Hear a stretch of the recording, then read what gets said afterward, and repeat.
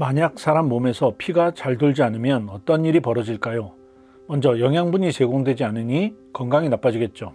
그리고 오래되면 죽음을 빨리 맞이할 것입니다. 국제관계에서도 국가들은 무역을 통해 영양분에 해당하는 자원과 상품을 주고받습니다. 그리고 해상 운송이 무역의 85% 이상을 차지하니 해상 수송로, 즉 바닷길은 사람 몸으로 치면 영양분을 전달해주는 피와 비슷합니다.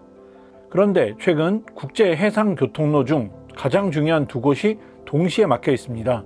홍해 사태로 인한 바이엘만 대부 해협과 수에즈 운하입니다. 이곳은 세계 물동량의 10% 정도를 차지합니다. 다른 곳은 바로 파나마 운하입니다. 수에즈 운하보다는 생소할 수 있는 파나마 운하도 세계 물동량의 5%가 통과하고 컨테이너선의 40%가 지나가는 전 세계에서 가장 중요한 해상 수송로이자 급소입니다. 파나마 운하를 지도에서 봅시다. 북아메리카와 남아메리카는 연결되어 있습니다. 파나마는 이 중에 가장 단거리로 대서양과 태평양을 연결할 수 있는 위치에 있습니다. 이번 영상은 지정학적 차원에서 홍해 사태와 파나마 운하 문제가 어떤 의미인지를 살펴봅니다.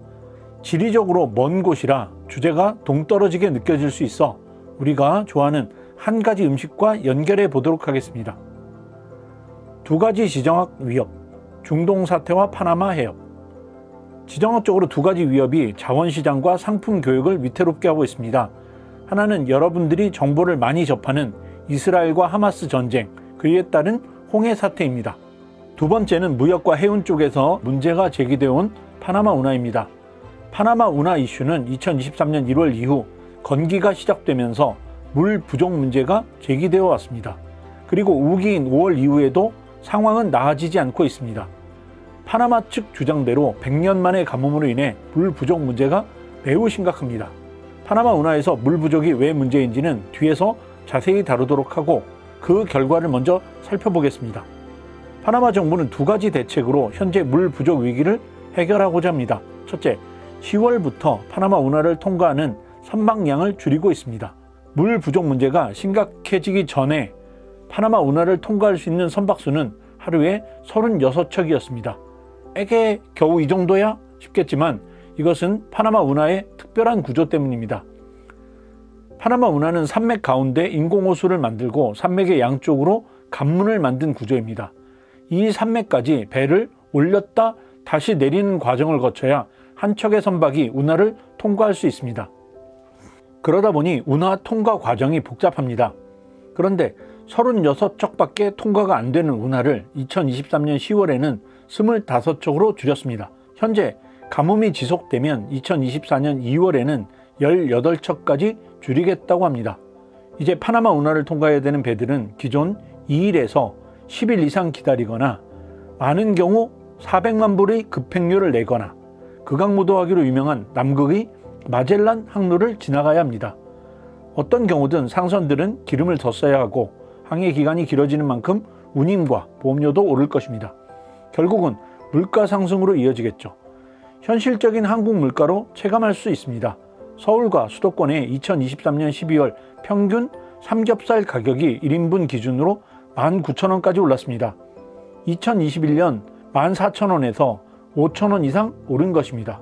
파나마 정부의 두 번째 방안은 선박의 흘수를 제한하는 것입니다.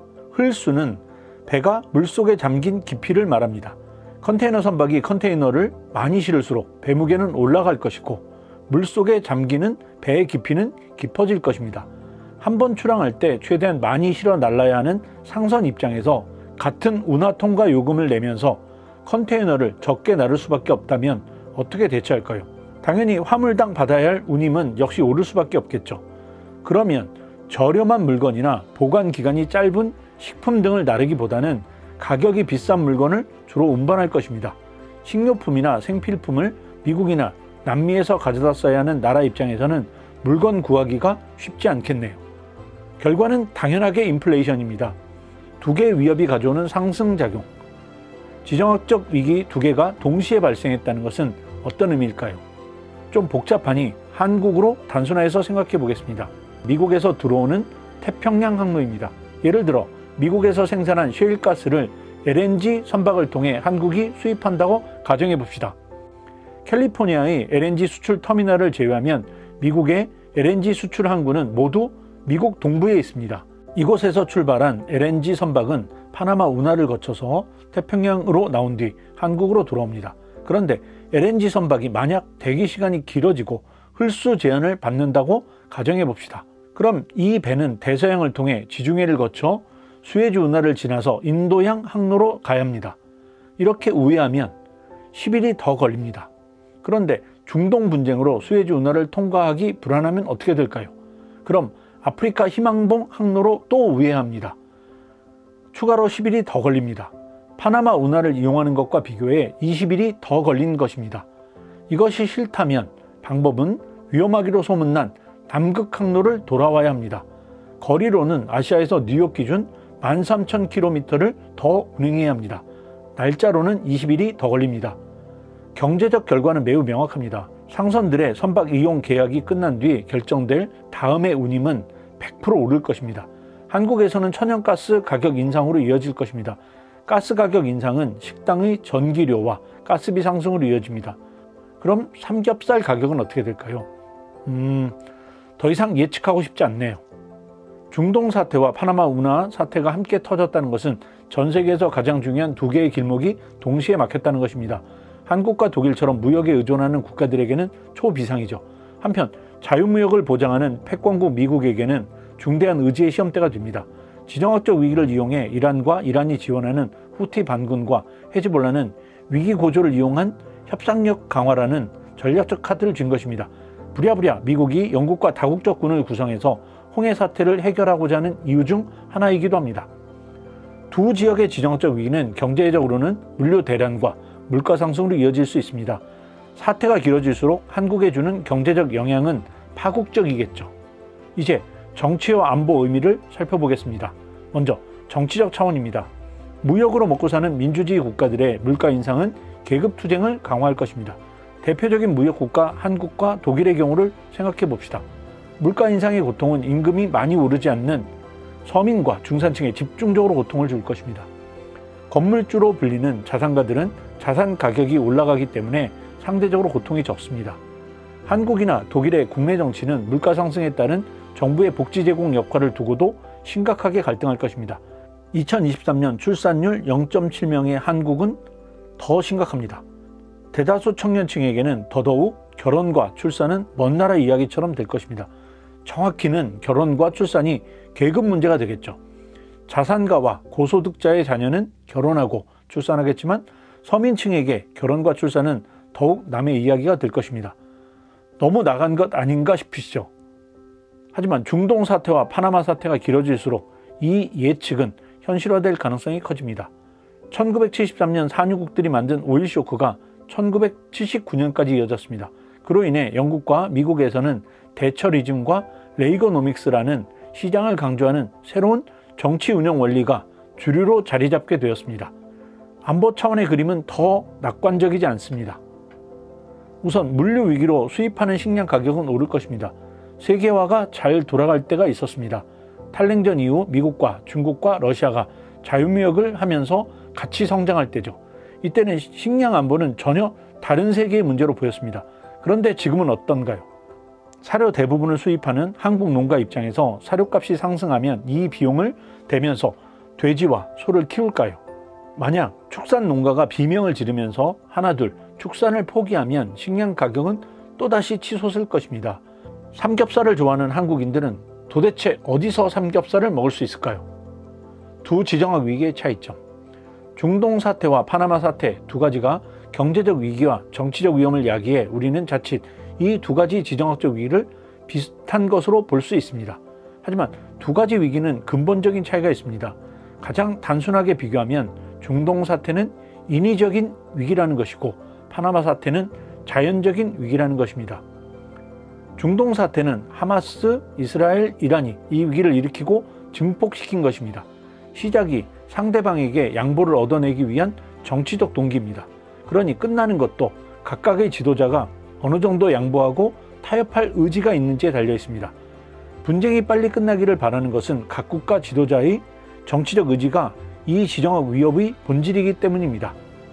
같은 인간으로서 이 정도에서 끝내지 않을까 하는 바람과 일말의 희망이 있는 것이죠. 파나마 사태는 자연적인 것입니다. 파나마 운하는 80km 거리를 8시간에서 10시간 정도에 통과할 수 있는 운하입니다. 다른 운하와 달리 파나마 운하는 해수면보다 40m 높은 산악지대를 통과하기 위해 각각 3개씩 있는 관문에 물을 넣고 빼면서 배를 통과시킵니다. 관문을 채우는 물은 가장 높은 가툰 호수의 물을 이용합니다. 2016년 새로 확장한 운하를 이용하는 더 큰 선박 한 척을 통과시키는데 필요한 물의 양이 2억 리터입니다. 하루 최대 37척까지 통과시킬 수 있는데 여기에는 90억 리터의 호수물이 필요하다고 합니다. 이 담수량이 얼마나 큰지 비교해 볼까요? 2023년 서울시 수돗물 생산량이 하루 33억 리터입니다. 석촌호수의 저수량이 63억 6천만 리터입니다. 그러니 파나마 운하는 하루에 서울시 수돗물 3일치, 석촌호수의 1과 2분의 1개를 바다에 버리는 셈입니다. 1914년 개통해 100년 이상 큰 문제 없이 사용해온 파나마 운하가 가뭄으로 운하 이용에 제한이 걸렸습니다. 문제는 최근 지구 환경의 변화로 5월부터 12월까지 비가 내린 우기에도 비가 내리지 않는 현상이 발생하고 있다는 것입니다. 만약 이런 현상이 지속되면 파나마 운하를 운영하는 가툰 호수의 물은 점차 고갈될 것입니다. 유엔은 2050년까지 가툰 호수의 35%에서 50% 물 저장량에 문제가 생길 것이라고 예측하기도 했습니다. 파나마 인구의 50% 정도가 이 호수를 생활용수로 사용하는 상황이라 단지 선박을 위한 운하의 정상적 사용만은 어려워질 수도 있습니다. 그런 점에서 파나마 운하의 위기는 중동 사태와 달리 장기적으로 우리를 괴롭힐 가능성이 높습니다. 한국에 미치는 영향. 2개의 지정학적 급소가 막히면 한국은 미국과 유럽에 대한 수출입에 비해 타격을 받습니다. 소국 경제의 무역 의존도가 높은 한국 경제는 상당한 고통을 받을 것입니다. 점차적으로 대체항로나 육로를 이용하는 방안 등이 마련될 것입니다. 하지만 비용 차원에서 아직 해운과 경쟁할 정도의 육로 수송 방안이 마땅치 않습니다.